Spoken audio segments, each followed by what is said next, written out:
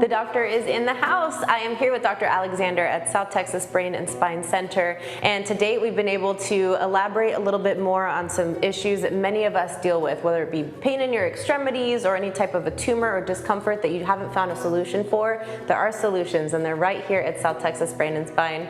With that said, I think many of us experience numbness and tingling in parts of our body that we never even think twice about because we just assume that it has to do with aging or maybe sleeping the wrong way. But today I'm here with Dr. Alexander to talk about numbness and tingling in your upper extremities. Is that right? What could be the cause of that? So it can be many different causes. So if the symptoms are persistent and recurrent or all the time, you should be more alarmed about it. So in cervical radiculopathy, you get numbness and tingling that distributes down your arm in a certain pattern.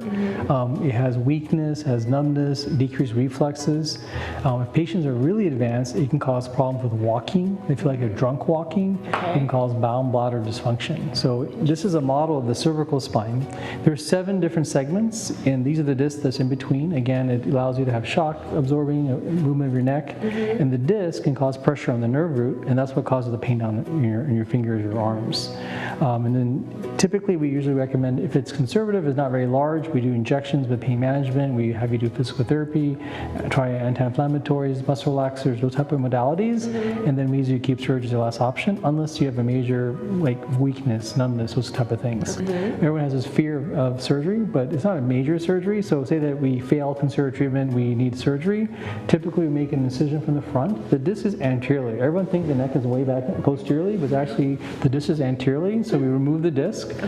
Depending on the patient's age and the amount of deterioration, sometimes we go over, take out the disc and put a cadaver graft on a plate. It's called an anterior cervical discectomy infusion. In a younger patient, sometimes if it's isolated 1 to 2 levels, we can take out the disc and put an artificial disc replacement. Not everyone's, everyone wants, is not a candidate for both, so it depends on what we see and what the symptoms are. Okay, and for something like this, of course you mentioned, yes, we're all scared of any type of surgery, especially if it has to do with our spine. What are the risk factors with that? What does recovery look like? Most patients do pretty well. So usually one day overnight stay in the hospital. Typically I don't use a neck brace. Some spine doctors will use neck braces. As long as you have good bone quality, you don't have to wear a neck brace. Takes, depending on how many levels you do and what you do, it might take about an hour and a half to 2.